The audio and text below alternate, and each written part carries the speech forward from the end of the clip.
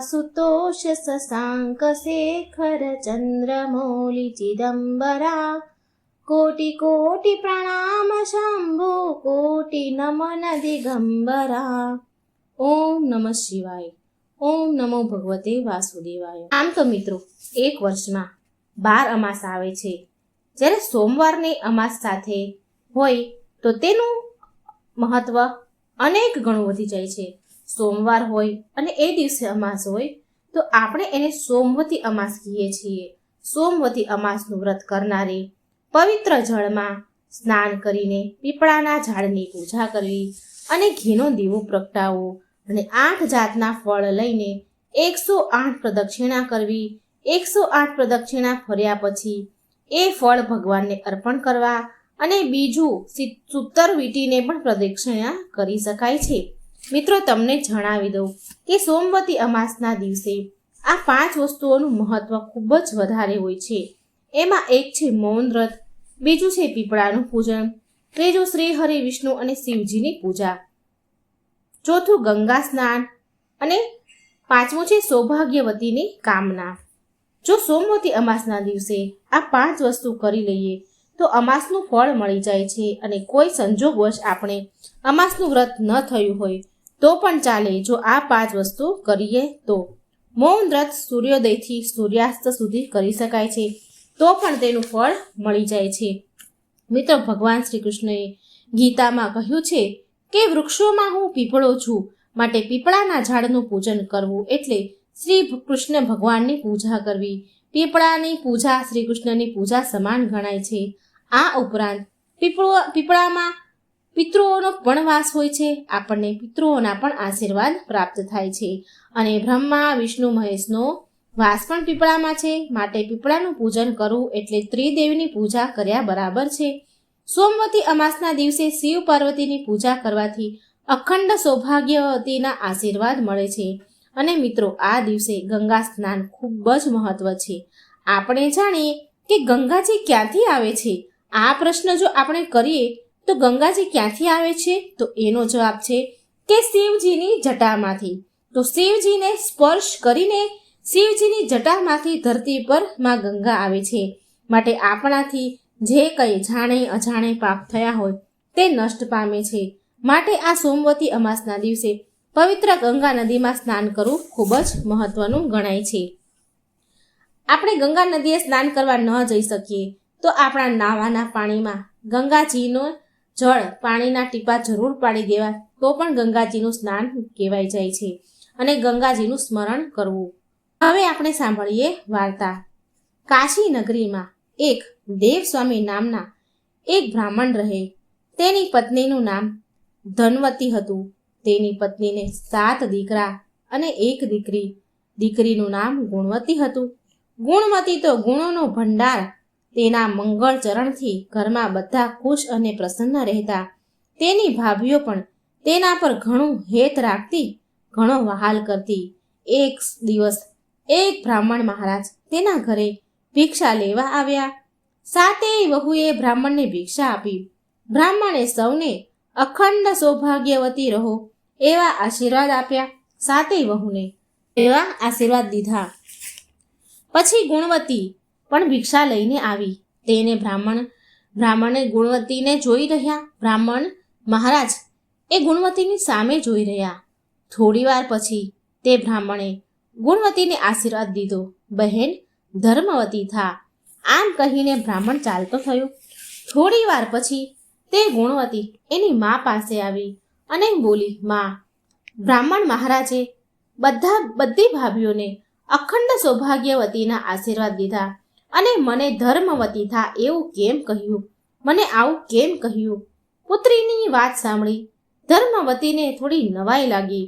જ્યારે બીજા દિવસે તે બ્રાહ્મણ ભિક્ષા લેવા આવ્યા એટલે ધર્મવતીએ તે બ્રાહ્મણને કહ્યું, મહારાજ, તમે મારી 7 વહુને અખંડ સૌભાગ્યવતીના આશીર્વાદ દીધા તો મારી દીકરીને ધર્મવતી થા એમ કેમ કહ્યું? એટલે બ્રાહ્મણ મહારાજ બોલ્યા કે મેં જે કહ્યું તે બરાબર કહ્યું છે અને કહે છે કે જ્યારે ગુણવતીના લગ્ન લેવાશે ત્યારે સપ્તપદી 7 ફેરા ફરતી વખતે તેના પતિનું મૃત્યુ થશે। ગુણવતી વિધવા થશે. આટલું સાંભળતા તેનું માનું હૃદય થડકી ઉઠ્યું. તે કાપી ઉઠી અને ગુણવતી પણ રડવા જેવી થઈ ગઈ. આ જોઈ અને બ્રાહ્મણદેવે કહ્યું, બ્રાહ્મણદેવ કહે છે કે મેં એટલા માટે જ બહેન તને કહ્યું હતું કે ધર્મવતી થા. એટલા માટે જ કહ્યું હતું કે અત્યારથી જ ધર્મનો સંગ્રહ કરવો જોઈએ, ધર્મના રસ્તે ચાલવું જોઈએ. આમ પછી બ્રાહ્મણ મહારાજ ગુણવતીને આશ્વાસન દેતા હતા ત્યારે ધર્મવતી ગુણવતીની માતા બ્રાહ્મણને કહેવા લાગી, મહારાજ, અમને એવો ઉપાય બતાવો જેથી મારી ફૂલ જેવી દીકરી રંડાપામાંથી બચી જાય, વિધવા થવાનું જીવન ગુજારવું ન પડે. ધર્મવતીની વાત સાંભળી મહારાજ બોલ્યા કે જો તમે સિંહલ દ્વીપમાંથી સોમા ધોબણને તમારા ઘરે લાવી શકો તો તમારી દીકરી દુઃખમાંથી બચી શકે, પરંતુ એ કામ ઘણું કઠણ છે. આમ કહી બ્રાહ્મણ ત્યાંથી ચાલતા થયા. આ વાત ધર્મવતીએ તેના પતિને કહી અને આ સાંભળી દેવસ્વામી વિચારમાં પડી ગયા કે સિંહલ દ્વીપમાં જવું એ રીતે. અને તેણે તેના સાતેય પુત્રને બોલાવ્યા અને સિંહલ દ્વીપમાં જવાનું કહ્યું. એટલે મોટા 6 છોકરા ચૂપ રહ્યા, પણ સાથે નાનો શિવસ્વામી સિંહલ દ્વીપમાં જવા તૈયાર થયો. શિવસ્વામી અને ગુણવતી સિંહલ દ્વીપ જવા ચાલતા જ નીકળી પડ્યા. વનવગડા વીંધતા જાય છે. જો ભૂખ લાગે તો વનવગડામાંથી ફૂલ ફળ પાન ખાતા જાય છે. તે બંને ભાઈ બહેન સમુદ્ર કાંઠે આવી પહોંચ્યા. ભાઈ બહેન થાકીને લોથપોથ થઈ ગયા હતા અને સમુદ્ર કિનારે કાંઠે આવીને વિચાર કરે છે કે સમુદ્ર ઓળંગવો શી રીતે. આમ વિચાર કરતા તે ભાઈ બહેન એક વડના ઝાડ નીચે બેઠા. આ વડ ઉપર એક ગીધ પક્ષી તેના બચ્ચા સાથે રહેતો હતો. તે ગીધ વડના ઝાડ પર તેના બચ્ચા માટે ખાવાનું લઈને આવ્યો હતો. તે ગીધ તેના બચ્ચાને કહે છે, આજે તો હું સરસ ખાવાનું લાવ્યો છું બચ્ચાઓ, પેટ ભરીને ખાઓ. એટલે બચ્ચા બોલ્યા, અમારે કાંઈ ખાવું નથી. એટલે ગીધ બોલ્યો, અરે એવું શું છે? આટલું સરસ જમવાનું છે અને તમે ખાવાની ના પાડો છો? બચ્ચા બોલ્યા કે આ ઝાડ નીચે જે બેઠા છે તે બંને ભાઈ બહેન કેટલાય દિવસથી ભૂખ્યા છે. તેને ખવડાવ્યા વિના અમારું પેટ કેમ ભરાય માં? બચ્ચાનો અતિથિ પ્રત્યેનો આવો પ્રેમ જોઈને તે ગીધ પક્ષી વન ફળ ઉપાડી લાવ્યો અને તે ભાઈ બહેનને આગળ મૂક્યા. ગીધને જોઈને શિવસ્વામી બોલ્યો, હે ગીધરાજ, અમારું કામ ન થાય ત્યાં સુધી અમને ખાવાનું ગળે ઉતરે તેમ નથી. અમારે સિંહલ દ્વીપમાં સોમા ધોબણના ઘરે જવું છે. કોઈ ઉપાય બતાવો સારો. આ સમુદ્ર અમે કેવી રીતે પાર કરીશું? આ સાંભળી ગીધ બોલ્યો, તમે ચિંતા ન કરો, હમણાં જ તમને સિંહલ દ્વીપમાં પહોંચાડી દઉં છું. તમે નિરાતે જમી લો. ગીધની વાત સાંભળીને ભાઈ બહેનને મનને શાંતિ થઈ અને વનફળ ખાઈ લીધા. આ ગીધ સામાન્ય ગીધ ન હતો. આ ગીધ જો ધારે ને તો 10 માણસોને સામટા ઉપાડી શકે તેવો બળવાન હતો. તેણે પોતાની પીઠ ઉપર ભાઈ બહેનને બેસાડી દીધા અને તે આકાશ માર્ગે ઉડવા લાગ્યો. ગીધ ઘડીક વારવા જ ઉછળતા સાગરને પહેલે પાર પહોંચી ગયો અને સોમાના ઘર આગળ બંને ભાઈ બહેનને ઉતારી દીધા. સવાર થવાની હજી વાર હતી કે ભાઈ બહેને વિચાર કરી રહ્યા હતા કે હવે શું કરવું. ગુણવતીએ કહ્યું, ભાઈ, આપણે સોમા ધોબણની કઈ સેવા ચાકરી કરીએ તો સોના ધોબણ રાજી થાય. આમ વિચારી ગુણવતીએ તેના ઘર આંગણામાંથી કચરો કાઢવા માંડી. શિવસ્વામી કૂએથી પાણી ભરી લાવ્યો. ગુણવતીએ સોમા ધોબણનું આંગણું લીપીને સ્વચ્છ કર્યું અને સૂર્ય ઉગે તે પહેલા તે દૂર જઈને બેઠા. સવાર પડી. સોમા ધોબણ આળસ મરડીને ઉઠી. તે ઘરની બહાર નીકળી અને તેને આંગણું જોયું તો તેના આશ્ચર્યનો પાર ન રહ્યો. એ ઊભી વિચાર કરવા લાગી કે અરે, મારું આંગણું લીપ્યું કોણે? તે વિચારમાં પડી ગઈ, પણ કઈ સમજણ પડી નહીં. આમ રોજ ભાઈ બહેન નિત્ય સવારે સોમા ધોબણનું આંગણું લીપવા લાગ્યા.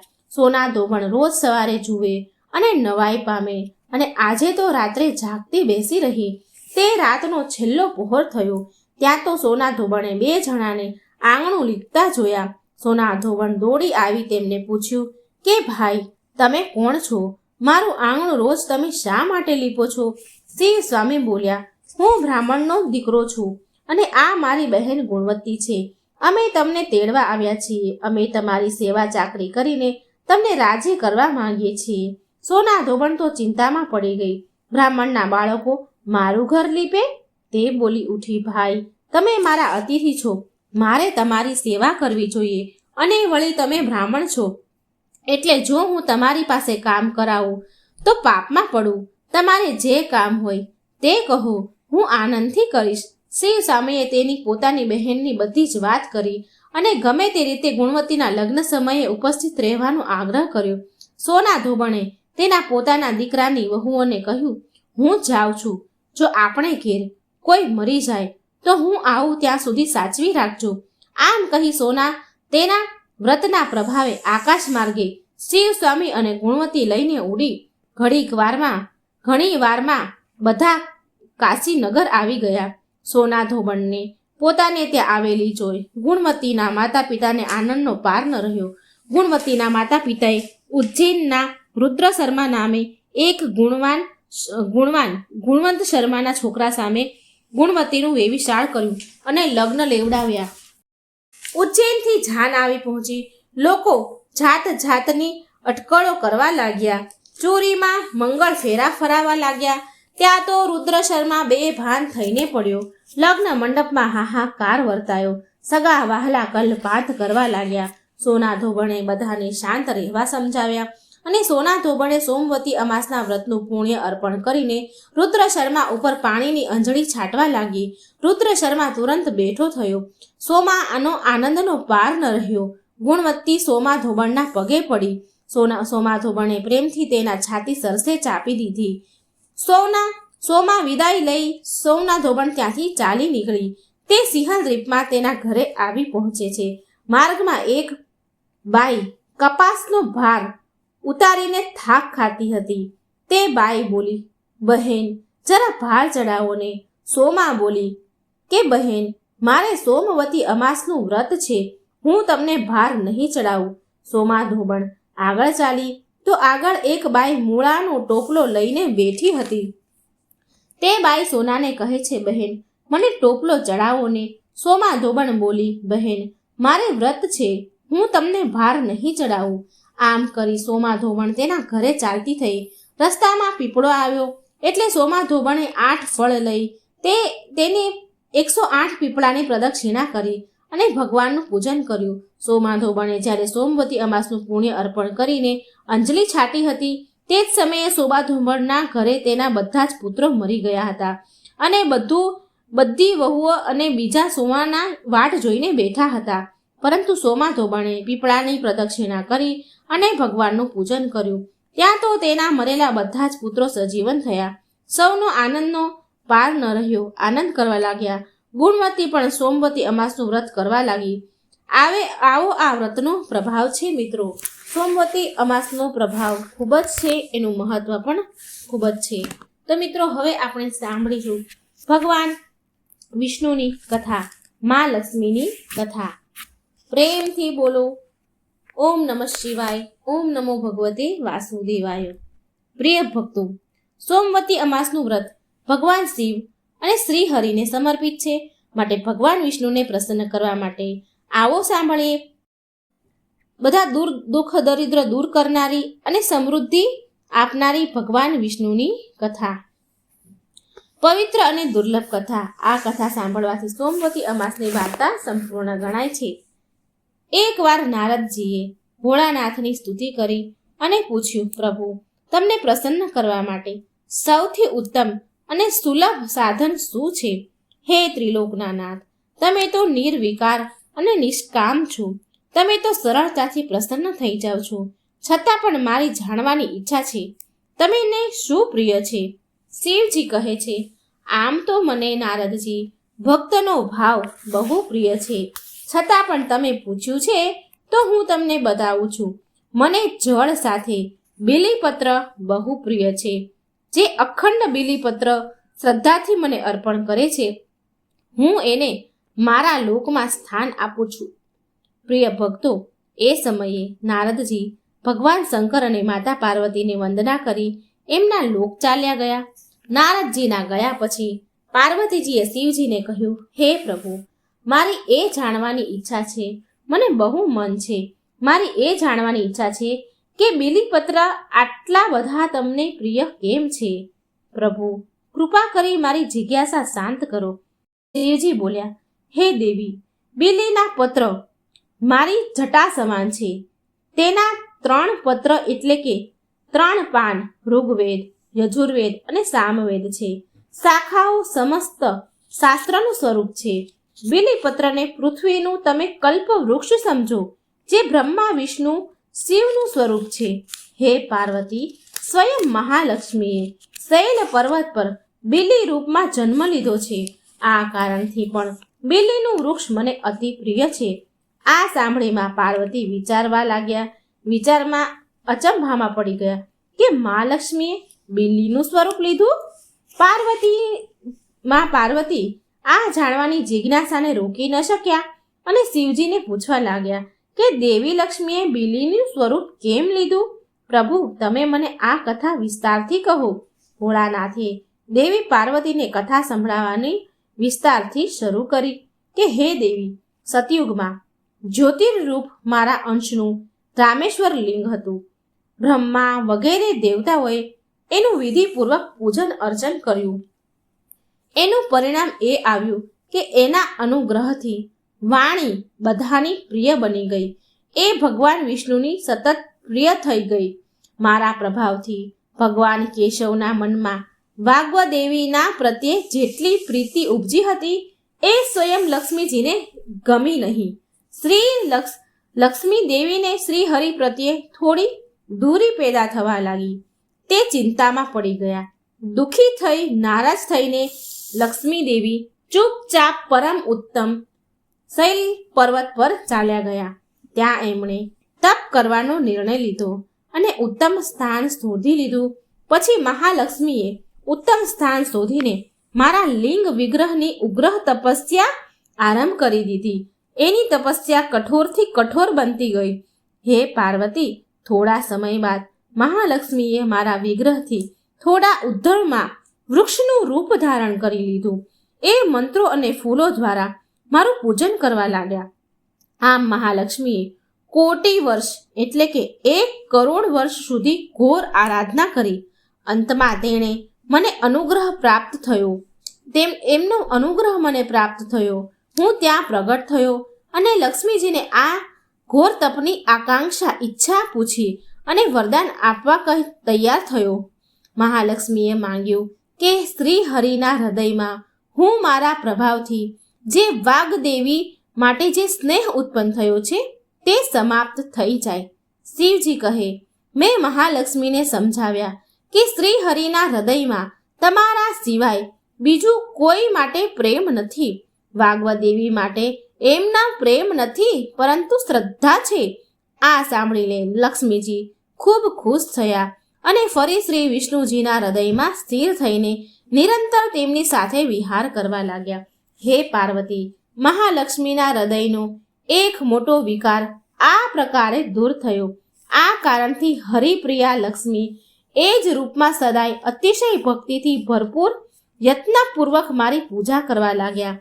હે પાર્વતી, આ કારણે બિલ્લીનું વૃક્ષ, તેના પાન, ફળ, ફૂલ વગેરે મને બહુ પ્રિય છે.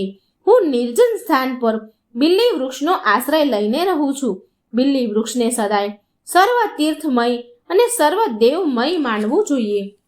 એમાં જરા પણ શંકા નથી. બીલીપત્ર, બિલ્લી ફૂલ, બિલ્લી વૃક્ષ અને બિલ્વક કાષ્ટના ચંદનથી જે મારી પૂજા કરે છે એ ભક્ત મારો પ્રિય છે. બિલ્લી વૃક્ષને શિવ સમાન જ સમજો. એ મારું શરીર છે, જે બિલ્વ પર ચંદનથી મારું નામ લખીને મને અર્પણ કરે છે. હું એના બધા પાપોમાંથી એને મુક્ત કરીને મારા લોકમાં સ્થાન આપું છું. હે પાર્વતી, એ વ્યક્તિને સ્વયં દેવી લક્ષ્મી નમસ્કાર કરે છે, જે બિલ્વેથી મારી પૂજા કરે છે. બિલ્વના મૂળમાં પ્રાણ છોડે છે, જે એને રુદ્ર દેહની પ્રાપ્તિ થાય છે. મારી પૂજા માટે બિલ્લીના ઉત્તમ પાનનો ઉપયોગ કરવો જોઈએ. તો મિત્રો, તમને બીલીપત્રનો મહિમા શિવજીને બીલીપત્ર કેમ પ્રિય છે તે સમજાઈ ગયું હશે. જો તમને આ વિડીયો, આ વાર્તા પસંદ આવે તો કમેન્ટ જરૂર કરજો, કમેન્ટમાં લખજો અને વિડીયો લાઈક અને શેર કરજો. આ ચેનલને સબસ્ક્રાઈબ પણ જરૂર કરજો. એકવાર પ્રેમથી બોલો ઓમ નમઃ શિવાય. શ્રી હરિ વિષ્ણુની જય, મા પાર્વતી મહાલક્ષ્મીની જય. આજે આપણે અમાવસ માતાની વાર્તા સાંભળીશું. ખૂબ સરસ પવિત્ર વાર્તા છે, માટે મિત્રો પૂરા ધ્યાનથી સાંભળજો. એક ગામમાં એક સાસુ વહુ રહેતા હતા. એ બંને એકલા જ રહેતા હતા અને તેમનો છોકરો વિદેશમાં કમાવા માટે ગયો હતો. સાસુ વહુ બહુ સારી રીતે રહેતા હતા, મા દીકરીની જેમ. બંને એકબીજાની સારી સંભાળ રાખતા હતા.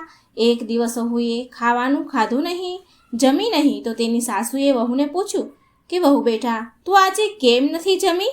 તો વહુ બોલી કે માં, આજે મારે 3 પનોતી અમાવસનું વ્રત છે, માટે હું નથી જમી. તો સાસુ બોલી, હે વહુ, આ વ્રત શું હોય? આ વ્રત કરવાથી શું ફળ મળે એ મને કહે.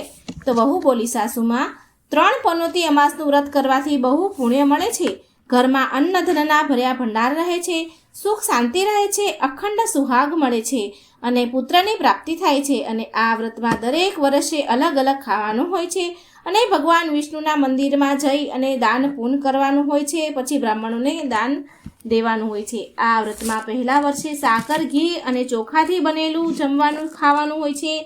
પહેલા વર્ષનું વ્રત પૂરું થાય પછી 1.25 કિલો ચોખા અને 1 વાટકી ઘી અને 1 વાટકી સાકરનું દાન આપવાનું હોય છે બ્રાહ્મણને અથવા મંદિરમાં. બીજા વર્ષે જવ, ઘી અને સાકરથી બનેલું જમવાનું ખાવાનું હોય છે અને બીજા વર્ષે વ્રત પૂરું થાય તો 1.25 કિલો જવ, 1 વાટકી ઘી અને 1 વાટકી સાકરનું દાન કોઈ મંદિરમાં ચડાવવું અથવા કોઈ બ્રાહ્મણને આપવું.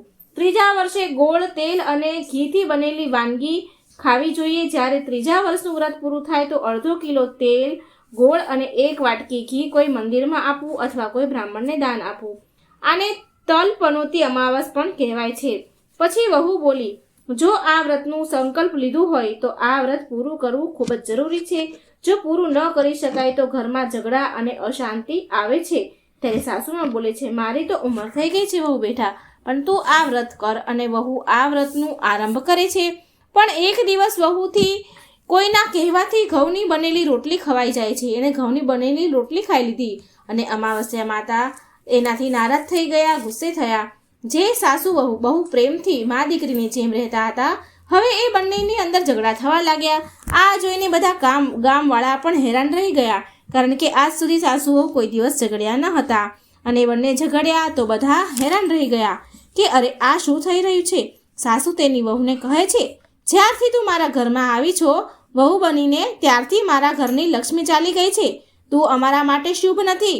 ત્યારે વહુ બોલી કે માં, જો મારા આવવાથી તમારા ઘરની લક્ષ્મી ચાલી ગઈ છે તો મને ક્યાં મળશે લક્ષ્મીજી, એ મને કહો, હું લક્ષ્મીને લઈને આવીશ. ત્યારે સાસુમાં બોલ્યા કે તને લક્ષ્મી સમુદ્રની વચ્ચે મળશે, ભગવાન વિષ્ણુના પગ દબાવતા હશે. ત્યારે વહુ કહે છે કે વહુ કહીને ચાલી જાય છે કે જ્યાં સુધી હું લક્ષ્મીજીને લઈ ન આવું ત્યાં સુધી આ ઘરમાં હું પગ નહીં મૂકું. આટલું કહીને વહુ તો મા લક્ષ્મીની શોધમાં નીકળી પડી. ત્યારે તે રસ્તામાં ગઈ તો વચ્ચે એક ગાય માતા એને મળે છે. ગાય માતા વહુને કહે છે કે વહુ બેટા તું ક્યાં જા છો? વહુ બોલ્યા, ગાય માતા, મારા સાસુ મને કહે છે કે મારા આવવાથી ઘરમાં અન્ન ધનની કમી થઈ ગઈ છે અને એના ઘરની લક્ષ્મી ચાલી ગઈ છે, તો હું લક્ષ્મીજીને લેવા માટે જઈ રહી છું. ત્યારે ગાય માતા બોલ્યા, હે બેટા, જો તું જાય છે તો ભગવાનને મારા વિશે પણ પૂછજે. તો વહુ બોલી, ગાય માતા, હું તમારા વિશે શું પૂછું?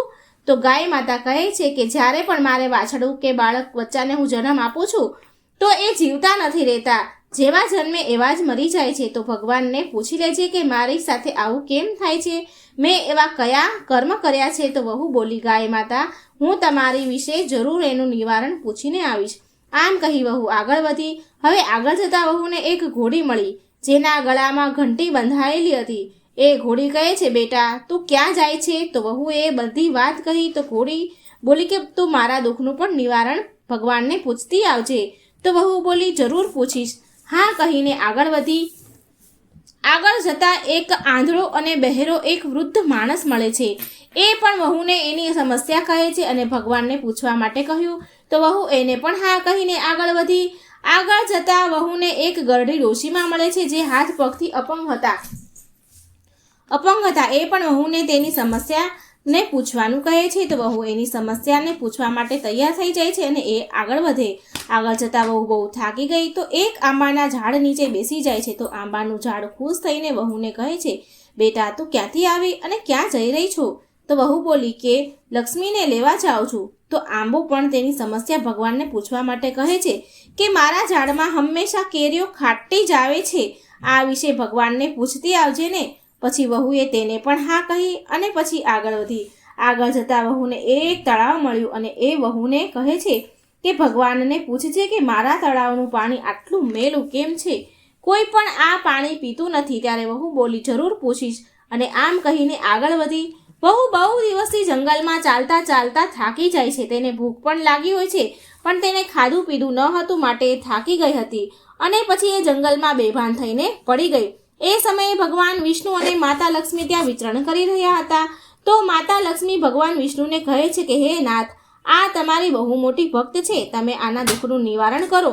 તો ભગવાન વિષ્ણુ કહે છે કે આ સંસારમાં બહુ જીવ દુઃખી છે, બધા જ તેના પોતાના કર્મનું ફળ ભોગવી રહ્યા છે, હું કોના દુઃખનું નિવારણ કરું? તો મા લક્ષ્મી કહે છે ભગવાન વિષ્ણુને વિનંતી કરે છે અને કહે છે કે આ ભૂખી તરસી છે અને જો આને અહીં આમ છોડી દઈને ચાલ્યા જઈશું તો આને જંગલમાં જંગલી જાનવરો ખાઈ જશે. માતા લક્ષ્મીની વાત સાંભળીને ભગવાન વિષ્ણુ એક સાધુનું વેશ ધારણ કરી અને વહુની પાસે આવ્યા અને ભાનમાં લાવે છે. વહુ ભાનમાં આવી તો સાધુના રૂપમાં ભગવાન પૂછે છે કે તું આ જંગલમાં કેમ આવી અને ક્યાં જઈ રહી છો? તો વહુએ પૂરી વાત કહી. તો તેની વાત સાંભળીને ભગવાન વિષ્ણુ અને માતા લક્ષ્મી પ્રગટ થયા અને તેની સાથે માતા અમાવસ્યા પણ પ્રગટ થયા. વહુ એના ચરણોમાં પડી વંદન કરે છે. અમાવસ્યા માતા વહુને કહે છે કે બેટા, તે મારા વ્રતને ખંડિત કર્યું છે માટે તને આ સજા મળી છે, પણ હવે હું તને માફ કરું છું અને તું ઘરે જા. તારું ઘર અન્ન ધનથી સંપન્ન થશે, તારું ઘર સુંદર મહેલમાં બદલાઈ જશે અને તારી બધી જ મનોકામના પૂરી થશે. આ બધું થયા પછી વહુ તો તેને રસ્તામાં જે પણ મળ્યા હતા એ બધાના દુઃખોના નિવારણ માટે વિનંતી કરે છે. ત્યારે ભગવાન વિષ્ણુ કહે છે કે ગાયે ક્યારેય તેનું દૂધ કોઈને નથી પીવડાવ્યું માટે તેના બચ્ચા જીવતા નથી રહેતા. તું એનું દૂધ પી લેજે જેનાથી એના બચ્ચા જન્મ આપશે એવા જીવતા રહેશે. ઘોડી પાછલા જન્મમાં ઘંટી ચલાવવાવાળી અનાજ દળનારી સ્ત્રી હતી. તેણે કોઈને અનાજ દળી નહોતું આપ્યું માટે તેના ગળામાં ઘંટીના પડ્યા છે. તું એના ગળામાંથી ઘંટી છોડી નાખજે, એ બિલકુલ ઠીક થઈ જશે. વૃદ્ધ માણસ જે આંધળા અબેરા હતા એણે ક્યારેય ભગવાનના મંદિરમાં નથી ગયા અને ક્યારેય તેને ભગવાનના ભજન નથી સાંભળ્યા. તું એને મંદિરમાં લઈ જજે અને ભગવાનના દર્શન કરાવજે, એ પણ ઠીક થઈ જશે. ગરડી ડોશી જે તને મળી હતી તેણે ક્યારેય તેની જુવાનીમાં દાન પૂર્ણ નથી કર્યા માટે તેને આ સજા મળી છે. તેના હાથે તું દાન કરાવજે, તેથી તે પણ સાજી થઈ જશે. તે આંબાનું ઝાડ જે કોઈને તેના ફળ નથી ખાવા દીધું માટે તેના બધી જ કેરીઓ ખાટી હોય છે. તું એ આંબાની કેરી ખાજે, પછી એ આંબા પર મીઠી કેરી આવશે. તળાવનું પાણી પાછલા જન્મમાં દેરાણી જેઠાણી હતા, એ હંમેશા ઝઘડતી રહેતી હતી માટે તેનું પાણી મેળું છે. તું એનું પાણી પીજે, તે તળાવ શુદ્ધ થઈ જશે. વહુએ ભગવાન વિષ્ણુ અને માતા લક્ષ્મી અને અમાવસ માતાને પ્રણામ કર્યા, આશીર્વાદ લીધા અને ઘરે જવા માટે નીકળી ગઈ. અને રસ્તામાં એને જે પણ મળ્યું હતું એ બધાની સમસ્યાનું નિવારણ કર્યું. ભગવાનના કહેવા પ્રમાણે તેણે કર્યું અને પછી બધાએ તેને આશીર્વાદ આપ્યા. ઘરે જતાં જ તેનું ઘર એક સુંદર મહેલમાં બદલાઈ ગયું અને ઘરમાં અન્ન ધનના ભંડાર ભરેલા હતા. હવે વહુ સાસુમાને કહે છે કે સાસુમા, તમે સાચું કીધું હતું, તમારા માટે હું શુભ નથી. મારા આવવાથી તમારા ઘરની લક્ષ્મી ચાલી ગઈ અને મારા જવાથી તમારા ઘરમાં લક્ષ્મી આવી ગઈ છે. હવે તમે અહીં રહો, હું મરવા જઈ રહી છું. ત્યારે સાસુમાં બોલ્યા કે બેટા, આ બધું તો તારા અમાસના વ્રતનું ફળ છે જે અમને મળ્યું છે. તું અહીં જ રહીશ, તું ક્યાંય નહીં જા. અને સાસુ વહુ ખુશીથી પછી રહેવા લાગ્યા. એક દિવસ તેનો દીકરો પણ વિદેશથી આવી ગયો અને એના દીકરાએ આ બધું જ જોયું તો એની માતાએ વહુની બધી જ વાત કહી અને પછી આવી રીતે મા, દીકરો અને વહુ ખુશીથી રહેવા લાગ્યા. અમાવસ્યા માતાની કૃપા વરસી વહુ પર. હે અમાવસ્યા માતા, જેવી કૃપા તમે વહુ પર વરસાવી, સાસુ વહુ પર વરસાવી, એવી સૌ પર વરસાવજો. જય અમાવસ્યા માતા, જય હો ભગવાન વિષ્ણુ, જય મહાલક્ષ્મી. મિત્રો, આ અમાસની વાર્તા સાંભળજો અને બીજાને પણ સંભળાવજો. કોમેન્ટ બોક્સમાં ભગવાનનું નામ પણ જરૂર લખજો. વિડીયો પસંદ આવે તો લાઇક અને શેર કરજો. ચેનલને પણ સબસ્ક્રાઈબ જરૂર કરજો. જય શ્રી કૃષ્ણ. રાધે રાધે. Thank you.